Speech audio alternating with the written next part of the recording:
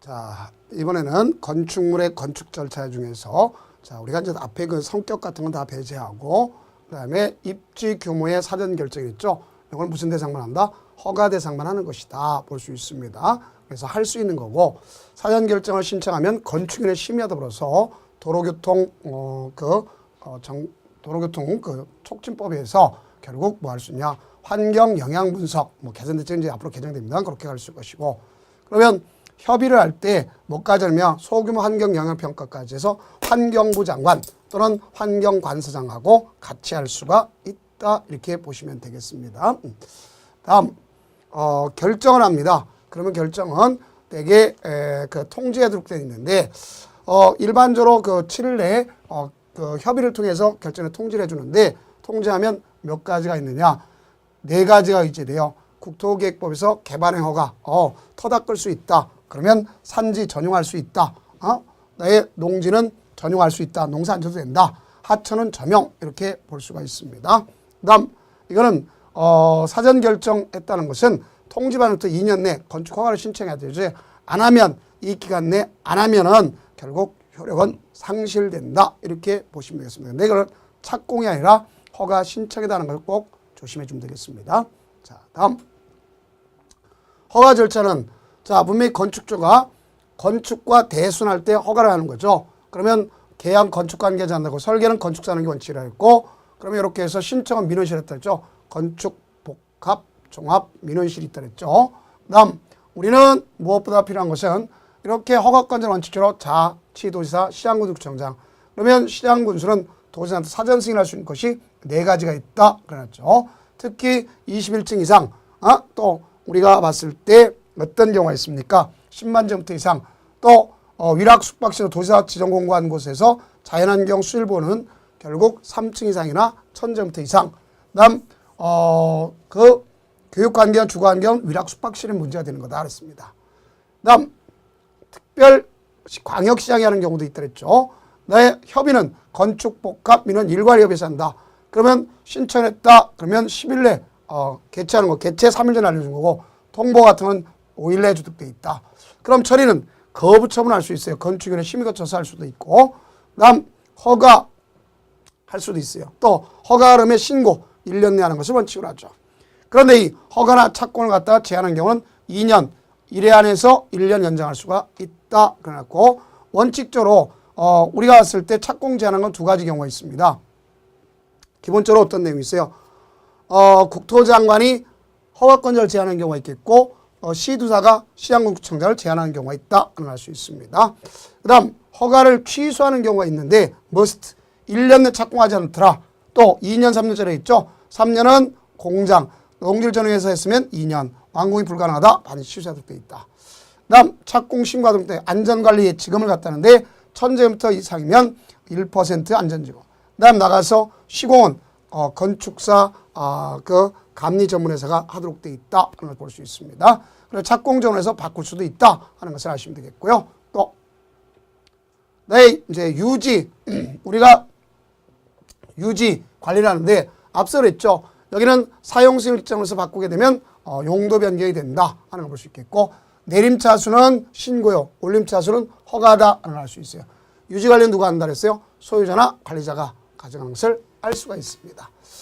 자, 그러면 10년 경과된 매 2년마다 하는 경우는 3가지 경우가 있다. 다중이용 건축물이 있겠고 또 다중이용업소가 있겠고 집합 건물 중에서 그 공동체를 제외하고 하는 경우가 있다 하는 것을 아시면 되겠습니다. 이런 내용들은 정리하면 되겠고요. 다음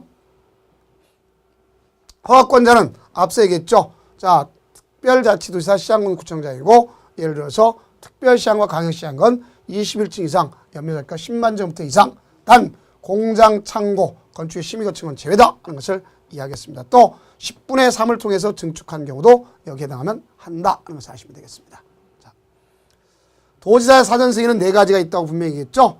그래서 21층 이상 연면적이 10만 제곱미터 이상 또 자연환경 수질보호에서 도지사 지정공고한 구역안에 3층 이상 또는 연면적이 1000제곱미터 이상입니다. 그래서 거기는 공동주택 이종근상 근생으로서 일반 음식점, 일반 업무시설, 숙박시설, 위락시설 공주는 일간 업무하고 적어놓는다. 그럼 더 쉽게 알아줄 수 있고 주거환경, 교육환경을 위해서 한다. 도지사가 지정공했으면 규모를 안 따진다 하는 것을 아시면 되겠습니다. 또 이런 건 거부할 수가 있다 하는 것을 아시면 되겠어요. 자, 또 절차는 사전 승인 절차는 50일 내 해주고 30일 연장할 수 있다는 것 아시면 되겠습니다. 간단하죠. 다음 거부할 수 있고 취소 제한이다 했는데 거부는 앞서 했죠. 위락 숙박시설 중에서 그 건축물의 용도, 규모, 형태에 따라서 주거나 교육환경이 있다면 부족하면 거부할 수 있겠고 거부할 때는 건축의 심의 거쳐서 하는 거죠. 또 방제지구, 자연재해 대책법에서 자연재해 위험지구 같은 상습적 침수가 되는 지하층을 하겠다 이런 경우 볼 수 있겠죠. 자, 그래서 이런 건 건축의 심의 거쳐서 허가하지 아니할 수 있다는 것. 자, 또 제한한다. 국토장관의 허가권자, 국토관리상 주무장관이 요청해서 할 수 있고 시도자가 시장군청장, 지역계획이나 도시군 계획상 특히 필요하다. 그 중에서 시도자가 국토장관에게 이렇게 했으면 즉시 보고하도록 되어 있고 과하면 해제를 명할 수 있고 2년 할 수 있고 1년 연장할 수 있다 하는 것 아시면 되겠습니다. 자, 취소다. 취소는 두 가지가 있다 그랬죠.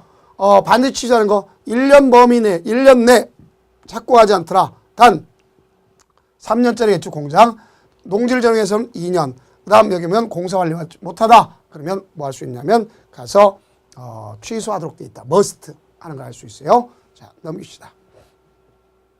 사전 승인 받는 경우가 있다. 그런 걸 볼 수 있겠죠.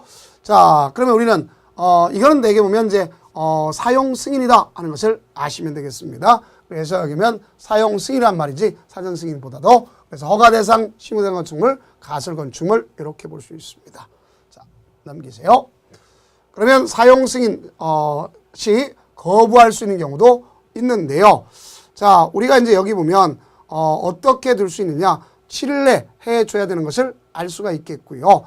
또 나름대로 예외적으로 조례가 정하는 경우가 있지 않습니까? 그러면 7일 내 안 하고 사용 승인서를 갖다가 교부해 줄 수도 있다 하는 것을 아시면 됐어요. 교부입니다. 다음 사용 시기는 사용 승인 이유가 아니면 사용할 수 없도록 되어 있다. 예외적으로 사용할 수 있는 경우도 있다 하는 것을 아시면 되겠고요. 다음 임시 사용. 자, 몇 년이 됐습니까? 2년이죠. 그런데 안반공사 대형 건축물은 무제한 연장할 수 있다는 것 꼭 정리해 주시면 되겠고 건축물의 유지관리 앞에서 했죠. 정기점검 대상인데 특히 이런 건 10년이 경과된 매 2년마다 한 번씩 정기점검을 한다. 다중이용 건축물 집합 건물로서 연면적 합계 3천 단 공동주택은 주택법 중에서 제외 다중이용 업소가 여기에 해당한다. 이렇게 보시면 되겠습니다. 나에게 하려면 미리 3개월 전에 미리 알려준다. 문서, 팩스, 전화번호, 전자우편, 또 휴대전화로도 문자 메시지를 알려줄 수 있다. 자, 여태까지 잘했으면 우수한 건축물은 한 차례 정기점검을 갖다가 면제해 줄 수 있다. 이렇게 보시면 되겠습니다.